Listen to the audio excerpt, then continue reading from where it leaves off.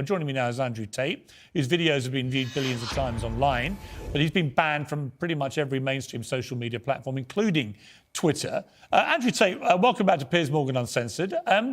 Your take on this, I think, is quite interesting because you've been a victim of being, if victim's the right word, but you've been removed from social media platforms for your opinions. Elon Musk has dedicated himself, he says, to restoring free speech. Do you think that's going to include you, for example? I don't think it matters if it includes me or not. I think what's important is that free speech is the #1 weapon against absolute tyranny. And although you cannot have complete free speech because then conversations completely break down into asinine insult fests, I do like the idea of the changing of the guard when it comes to control over information. Is it possible, Andrew Tate, to actually police something like Twitter, to be a platform for genuine free speech? Or is it so toxic and tribal now that whatever happens, you know, before we had all the people on the right screaming away that they were being no platformed and so on. Now you've got all the people on the left screaming that they're being diminished in some way. It's very tribal, very toxic. Can Musk cut through that? And if so, how?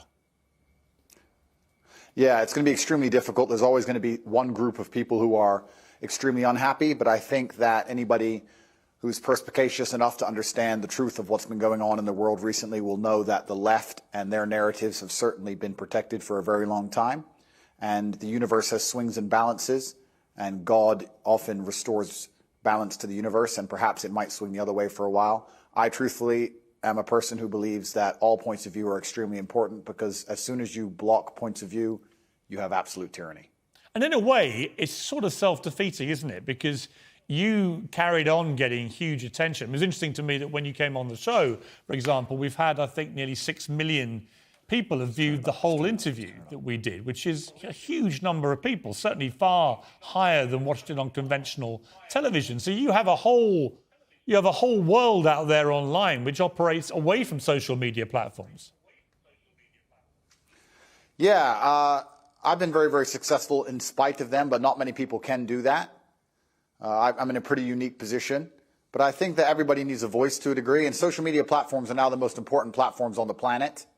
They control information and they influence real-world decisions, and they influence people's perception of reality. The last few years of COVID have been a perfect example of what happens when you censor one side of the argument and you only allow one point of view to be purported by the matrix in and of itself, and that's how you end up in tyrannical situations. I think you were just discussing that, Piers. Yeah, and I think that's a perfectly valid point. You know, people have quite rightly held me to task over some of the positions I took during the COVID pandemic, notably when the scientists said as a definitive fact that you couldn't transmit the virus if you had the vaccine. It turned out that wasn't true.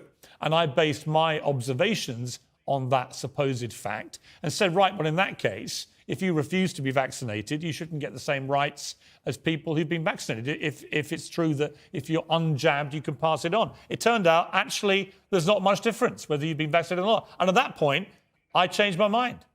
But I felt that there were a lot of people who were being deplatformed from Twitter at the time for questioning the validity of scientific statements, and they would then be a complete U-turn. So I do think it was a very interesting period, actually, for testing what free speech means. It was actually worse than that. You're right, Piers, but it was actually worse than interesting, because what happens is when you censor an entire side of the argument and only allowed one side of the argument to have a voice, you are changing reality in real time. You are shaping the world. The only reason that scam continued as long as it did, and the only reason people didn't get to see their own parents get buried, and the only reason people sat and missed cancer appointments because they were scared of the common cold, was because they were censoring anybody who said anything contrary to the purported version of events that the mainstream media decided they want the entire world to swallow. It's beyond simply interesting, and it's beyond simply funny or coincidental. Yeah, I mean, I will challenge you on one thing. It's not the common cold, right? COVID-19 has killed 6.6 million people. It is one of the most deadly viruses, certainly of our lifetime. So it wasn't the common cold, but I do think it is completely justified for people to say we should be more cautious, I think, about accepting during fast-moving pandemics the word of scientists as being sacrosanct, because on a number of things, from the use of masks to the efficacy of vaccines in preventing transmission, they did massive U-turns. I've read enough history books to know that the people who do the censoring are never the good guys. And they've been censoring a lot of arguments for a very long time in the name of good. They are weaponizing virtue, and it's always in the name of tyranny. Anybody who is out here trying to silence an entire side of an argument on any subject, whether it's COVID-19, immigration, anything else, they are the evil people who are out for absolute mind control of the populace. And they should be feared. I certainly agree. I certainly agree that I think the healthiest thing for any democracy is for all views to be aired and debated. We seem to have lost the ability to debate. You know, when I interviewed you, yeah, we had a few fractious moments, but actually, I thought it was a pretty spirited debate between people who perhaps had, you know, preconceived views of each other.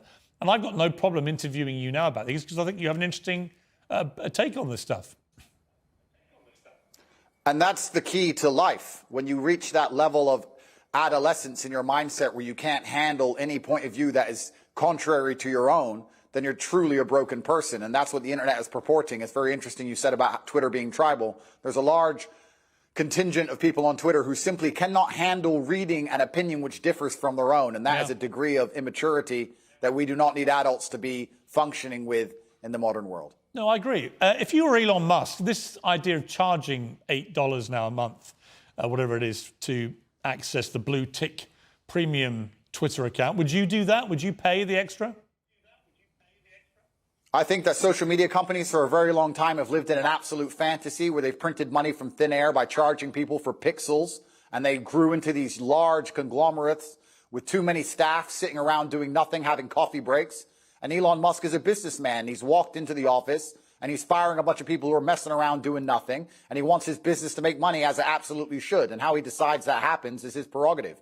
I don't see why we should sit and accept that a website needs 200,000 people sitting around discussing in long meetings, sitting on beanbags about policy of human rights of some garbage, when he's come along and said, no, I'm a businessman. We're going to charge for our service. We're going to reduce the number of staff. And we're going to be a functional, coherent company, as they should be. And it's his prerogative to do it, as he's bought the company. I think he can do whatever he wants. Yeah, I mean, I don't disagree, because I remember the appalling censorship of the New York Post exclusive about Hunter Biden, the son of the president, about his laptop. This is 3 weeks before the election that Joe Biden won. He was heading, you know, to a possible victory, but it was tight. And that story, they reckon, could have tipped it either way. But it was completely suppressed and censored, starting with Twitter, then Facebook, then others. Twitter literally locked out the New York Post account for 2 weeks for breaking a completely true story. And I thought that was shameful. It's worse than shameful. It's worse than shameful. When you control information, you control the real world. They affect the real world in real time. They are genuinely affecting the reality people live in. They are not just a company. They're not just a social media platform. It affects absolutely every single person on the planet when it changes who is elected. I don't want to comment specifically on Hunter Biden or the laptop. I would never kill myself. But I don't think it's fair that they would hide certain key information that close to an election. And the fact that they've done that was done specifically to affect the world that we all live in. And we all have to suffer the consequences of those things. So to sit and say that these companies can just do whatever they want, they're private, etc.